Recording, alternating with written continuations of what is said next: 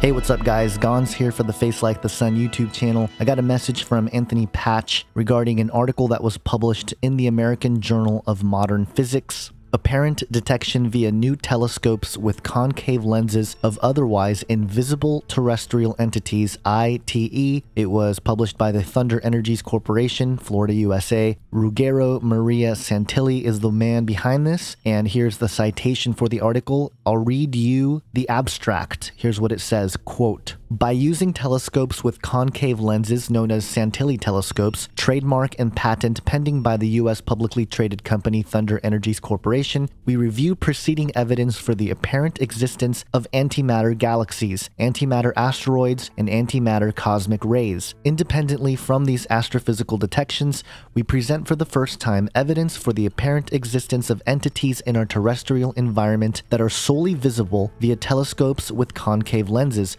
while being invisible to our eyes, and to conventional Galileo telescopes with convex lenses, which entities leave dark images in the background of digital cameras attached to the Santilli telescopes. These entities are here called invisible terrestrial entities of the first kind, ITE-1 or Dark ITE. We then present, also for the first time, evidence for the apparent existence in our terrestrial environment of additional entities that are also visible to telescopes via concave lenses while being invisible to our eyes, and to conventional telescopes with convex lenses, which entities leave bright images in the background of digital cameras. These additional entities are here called invisible terrestrial entities of the second kind, ITE-2 or Bright ITE. It is pointed out that both types of entities generally move in the night sky over sensitive areas, and their behavior generally suggests unauthorized surveillance. This paper has been motivated by the significance and diversification of the collected evidence, as well as available independent confirmations that warrant systematic inspection of the sky over our sensitive civilian, industrial, and military installations via telescopes with concave lenses, so as to detect possible unauthorized surveillance. So there you have it. Evidence for entities that aren't seen to the naked eye but can be seen by these telescopes with concave lenses here. I'll leave a link to the PDF in the description section so you can look at it for yourself, but there are pictures here in the article that allege the data that's being found here.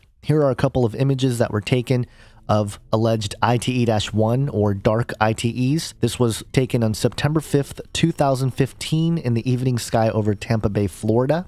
And interestingly enough, it says here, quote, "It should be indicated that ITE-1 appear to be located mostly in the areas of terrestrial or lunar orbits. By contrast, ITE-2 are generally located directly over sensitive civilian, industrial, and military installations and appear to behave in a way strongly suggesting their unauthorized surveillance." So again, they're admitting that they seem to be looking at us or watching us somehow, and I find it interesting that these dark ITEs are mostly found in the atmosphere in lunar orbits, but then these bright ITEs are seen much closer to the surface. And I've pointed this out before, but it's worth mentioning again, Ephesians 6:12, the famous passage about how we wrestle not against flesh and blood, but against rulers, powers, principalities, so forth. And one of the entities that we fight against is, in the Greek, cosmocrators, or ruler of this world. And if you look at the definition that Strong's gave of cosmocrators, it says it's a ruler of this world, that is, of the world as asserting its independence of God, used of the angelic or demonic powers controlling the sublunary world, so the world between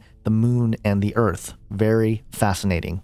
And here's another interesting quote. "The historical inconsistencies of negative energies have been resolved for antimatter by the underlying new mathematics specifically constructed for antimatter, known as isodual mathematics, with ensuing novel isoduo theory of antimatter. The above results have been confirmed by a number of independent contributions, which provides a comprehensive list of scientific papers published in referred journals and links to PR web releases in antimatter up to early 2015. It says also the detection of ITE-1 and ITE-2 has been independently verified by colleagues and was disclosed for the first time at an invited lecture delivered at the St. Petersburg Astronomy Club on September 25th, 2015.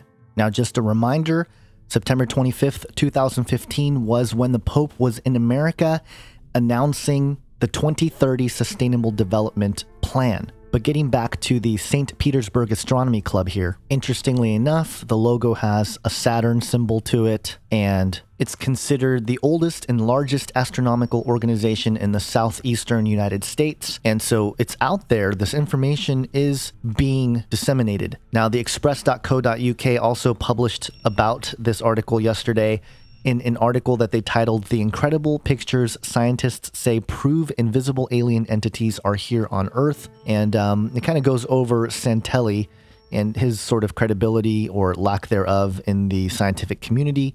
But there's a couple interesting quotes from Dr. Santilli in this article. One of them being, quote, "The question of what those entities are must be answered by our government because these entities appear to be conducting unauthorized surveillance of rather sensitive civil, industrial, and military installations." Now, to those of us who've been looking at UFOs and, the phenomenon for a while, we know that they've hung around nuclear facilities and they've tracked with military pilots and aircrafts and things like that. We've known stuff like that for decades. So for him to suggest that it's the duty of the government to figure out is kind of interesting in itself. But in conjunction with this, CNN reported, "Take a peek into CIA's X-Files." And this was something that's been trending. And the CNN report says, quote, "The truth is out there. The CIA has released hundreds of declassified documents detailing investigations into possible alien life. The Central Intelligence Agency posted documents of reported unidentified flying objects that range in date from the late 1940s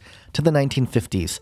While playing off the hype of the TV show reboot The X-Files, the CIA broke down the cases into two categories, whether you side with Agent Mulder or Agent Scully. For believers in alien life and those who want to channel your inner Mulder, one case you can choose to investigate is the case of the flying saucer in Germany in 1952, and it goes through all kinds of different cases that have been declassified. So I think what we're seeing here, obviously, is more indication that disclosure is happening slowly but surely. Add to the mix the comments made by Hillary Clinton, whether she becomes president or not. Some people think she will, some say she's not, but regardless, her comments about how she would disclose the UFO phenomenon if she became president is, of course, another one of those empty promises, perhaps, but ultimately it might all play into this grand deception, this great disclosure that everybody wants to have. Now, Anthony Patch also made a quick video on this topic of the apparent detection via new telescopes with concave lenses of otherwise invisible terrestrial entities, and here was his message. He said, note, the Vatican operates a binocular telescope much like this new one just described here, also known as the Large Binocular Telescope. The Large Binocular Telescope and the similar but smaller version described in this paper leads one to conclude that if the smaller telescope recently is detecting these entities, then so must the larger. Only for a much longer time frame, perhaps several years now. Detection of and the revealing of such entities leads to one very important conclusion. Disclosure, the grand deception. Do not allow yourself to be deceived. Yes, they may in fact be detecting entities. The deception is the coming announcement from the Pope that mankind is now in contact with, quote, our benevolent ancestors from the stars. There will be two types of entities announced by the Pope, just as pointed out in this paper, the good guys and the bad, and things are about to get ugly. The entities labeled good or bad according to the Vatican are demonic entities. Simple. Please note this once again, American Journal of Modern Physics, Special Issue, Issue 2, Foundations of Hadronic Mechanics. Notice the word hadronic, same as the Large Hadron Collider of CERN. These telescopes and the Large Hadron Collider are in collusion. The Large Hadron Collider will open a large interdimensional portal, turning the key to the abyss, releasing vast quantities of these entities into our plane of existence. Adding to this, Project Bluebeam, holographic projections upon our atmosphere of alien craft. More to come. Don't be fooled. And you can check out more of Anthony Patch's work at anthonypatch.com. There are several videos and interviews that I've done with him that I'll link to as well. But this is kind of a big deal, guys. I mean, if there's any significance to this research done by Santilli, then we're talking about actual verifiable evidence that there are entities unseen in our skies and all around us. And it reminds me of Isaiah 14:9, where it says, Sheol beneath is stirred up to meet you when you come. It rouses the shades to greet you, all who were leaders of the earth.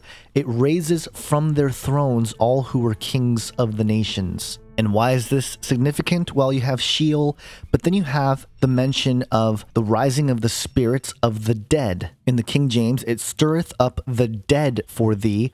the ESV, it rouses the shades to greet you. But if we dig into the Hebrew here, the spirit of the dead is the word Rephaim. And the Bible often talks about the land of the Rephaim or the valley of the Rephaim. And there's a definite connection between the Rephaim and the Nephilim. And you can find that in Deuteronomy 2, verse 10, 11, also verse 20 and 21, where it talks about the Rephites, who were like the Anakim, the giants. And who were the Anakim? They are the descendants of the Nephilim, Numbers 13:33. So there's a huge tie in there. And the fact that Isaiah 14 talks about this realm of the dead being stirred up and having in concert with it the rise of the kings of the earth, of the nations. This all looks like it plays into the beast system in the end times described in Revelation 13. So more dot connections happening, more stuff being pushed into the public eye, preparing the minds of the masses for this grand deception. Is it possible that these dark entities and bright entities are nothing more than Rephaim, spirits of the dead?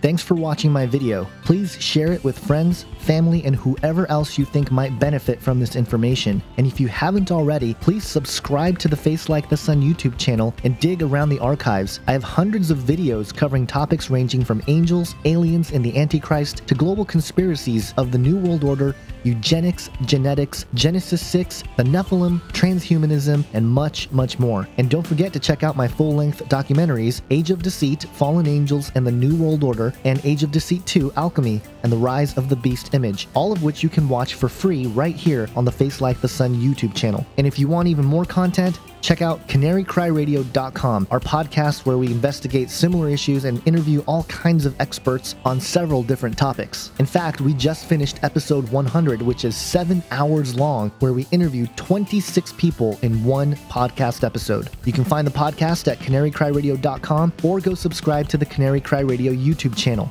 Again, thanks for watching and have an awesome day. God bless.